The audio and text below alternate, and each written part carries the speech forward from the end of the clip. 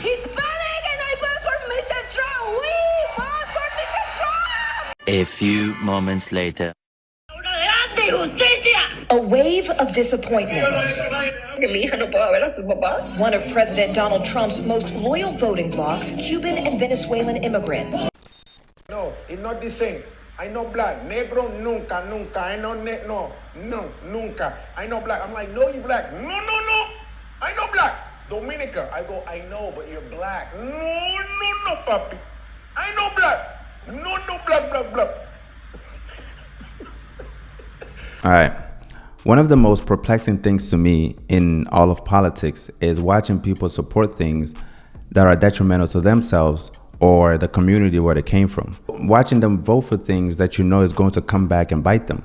And perhaps the greatest example of that in recent history is watching some Hispanics regret their vote for Donald Trump in 2024.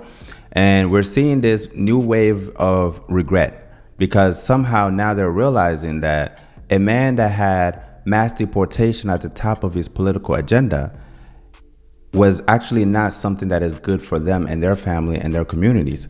They used us. And in the video that I'm about to show you, we see a woman crying because ICE came and picked up her father, her undocumented father. And then we also learned that she herself actually voted for Donald Trump. I guess somehow she didn't believe that he would come and pick up her own family members. She just thought that she would be able to make this vote and he's only going to, do the mass deportation of other people's family members and community members. So let's get into it. As always, welcome back to the channel. My name is Yusuf and this is The Garden Project. So today we are examining the top reasons why we're seeing this new phenomenon of Hispanics voting for, the Republican ticket, and not just that, the regret that comes after that, right? So the first reason that I see that they're making this move is at the top of it, it's just really just selfishness, right? For some reason, they thought that Donald Trump and his administration and all of the racist rhetoric that came along with it, as far as Hispanics go, they thought they were the good Hispanics, right? They thought they were not like the rest of them. So if you're a Cuban, maybe they're just going to take away the dirty Mexicans. If you are Puerto Rican, maybe, when they say illegal immigrants, somehow you're not counted amongst those. Through something like this behind bars. He has lived in Florida for more than half his life and worked for the same construction job for many decades. Every day that goes without him here is a day lost forever. This is about being human, about love, connection, and presence. The one thing he needs the most is the one thing that we're being kept from giving him, which is us. I feel that it would be immoral and inhumane to let a man who is suffering, who is terminally ill, spend what little time he has left in pain and isolation. Please don't let him die in a cell. Please don't let his final memories be of those of pain and isolation. The American flag stands for compassion, kindness, liberty, and justice for all. We're all human, and today I'm asking for one human act of compassion to please let my dad come home. But when it comes to, the structure of white supremacy, immigrant just means literally anybody that is not native to America. And in their eyes, it's really just anybody that is not white. What minorities are you at odds with? African Americans, Mexicans?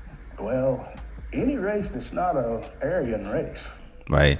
So everybody, all of you, all of us, I should say, probably, right, including black people to some extent when it comes to white supremacy, none of us should be here. And if they could get rid of all of us, they would. So when you vote for these policies, you got to remember that it's going to come back to you. So she knew that, some 10-year-old, some 5-year-old was going to be separated from their family members. And we've seen this time and time again with the ICE deportations in California, in Texas, and all over the country. But she just didn't feel like it was going to come to her. And in the comments of the video, a lot of people also saw through her BS, because we see a comment that said, she's lying. She thought it wouldn't happen to her. Another person commented saying, she said no family deserves this, yet she knew this was going to happen to many people. just couldn't imagine it would be her. And the problem isn't that she's Hispanic and voted for Donald Trump. At the end of the day, a person's ethnicity or background should not dictate, how they behave politically. But as the saying goes, you reap what you sow. And a lot of times what's interesting, actually, people complain to politicians about not doing what they wanted, right? You might, complain that, oh, I voted for this guy that I thought was going to limit taxes and, bring back the economy, et cetera, et cetera. But what's happening here and what's funny about it is that they actually got exactly what they voted for. Like, the man literally told you, we're going to have mass deportation of illegal immigrants or undocumented immigrants. We will put these vicious and bloodthirsty criminals in jail. And you're somehow perplexed. You're somehow flabbergasted that he actually is carrying out the plan that was laid out in front of you. They used us. And that's why, a lot of people are seeing this online and it's like, yo, you get no sympathy. We can't even relate to this, right? Because we told you that these people don't like black people.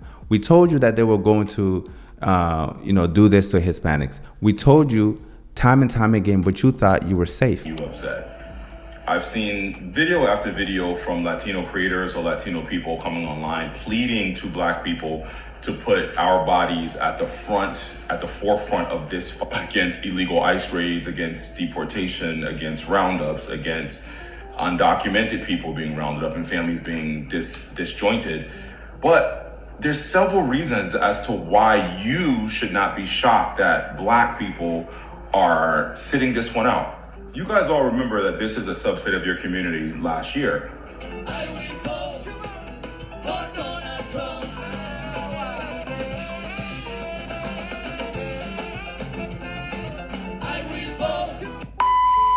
You're also aware that across the board, overwhelmingly black people voted in favor of the candidate that had black interests, Latino interests, Asian interests at heart.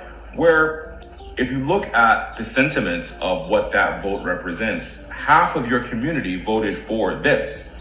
Half of your community said F you to black people. Half of your community said, we don't care about you. Half of your community said you wanted to be white aligning and white adjacent. And now you're being reminded of the fact that you're not. We have to have the ability to hold more. And so the second reason why I think this is happening right now in American politics is, you guessed it, it's racism, right? I know. It seems like everything comes back to racism in this country, and some of you are tired of hearing it, but we're not gonna be tired of saying it. At the end of the day, that is at the core of the fabric of American policy, of American society. So we're gonna have to talk about it. The reason why I say it's racism is because anti-blackness is a real problem in the Hispanic community. And when you had a black woman running for president, some of them didn't really feel comfortable with that. And the reason why I say all of this is, in America, you have a spectrum of two shades, right? You have blackness at the end of the spectrum, and you have whiteness at the end of the spectrum. And given the culture and the history of this country, the closer you are to whiteness, the better you look and, the better you're treated, generally speaking. And the closer you are to blackness, the more difficult time you have, the more disparaging, images of you that you might see. And so Hispanics find themselves in an interesting way because they're not black. I know black, right? They're not black, and they're definitely not white. And so they have to make this decision of, okay, should we side with the struggle of blackness and brown people and, side with that struggle and fight for justice, equality, and truth, and, band ourselves within that struggle? Or should we just assimilate into whiteness and have less of a difficult time? And as you can see, some of them, not all of them, let's be clear, a lot of Hispanics are actually disgusted by what they're seeing from their fellow Hispanic people voting in the way that they did in 2024. But some of them have made the decision to just, assimilate into white supremacy and to disassociate themselves from not just blackness, but brown, just brown people in general, their community. And we see this in the example of the woman in the video, because she actually refused to teach her daughter her language, right? She refused to teach her Spanish simply because she wanted her daughter to be seen as white. Like, for example, when I had my first daughter, I never taught her Spanish because I didn't care. And it's not just her. A lot of people in the comments actually resonated with that, intense feeling of a need to assimilate into whiteness. We see this comment from one of the viewers who said, "I am the daughter of a Latina immigrant who is also a 3 times Trump supporter. She also refused to teach me Spanish as I grew up, despite that meaning that I can barely communicate with half of my family because she was so thrilled to be passing as white and having extremely white passing daughters." This is the extent that they're willing to go, right, into being assimilated fully as white people. And it's something that we've seen before in America, right? Because there was a time where, there was clear distinctions even in whiteness, right? Because there was a time where Italians weren't considered as white. There was a time where even Jewish people were not considered as white. There was a time where the Irish had similar problems of oppression even in this country, right? So, but all of those different groups of people that I just mentioned were successful in assimilating into whiteness. And one of the viewers commented saying, "As a Latino, these are the brain rot of our community. I feel no sympathy for these useful idiots." I mean, that's just what it is, right? You're being used as a political pawn to vote against yourself, to vote against your own dad, right? Because all of the tears that you're showing could have been prevented if you had actually listened to what other people in your own community were saying. Somebody else said, "As a Latina, I have no pity for her or her dad. Call me cold, I don't care. She voted for this and people give me shit about, what about the father? Nope.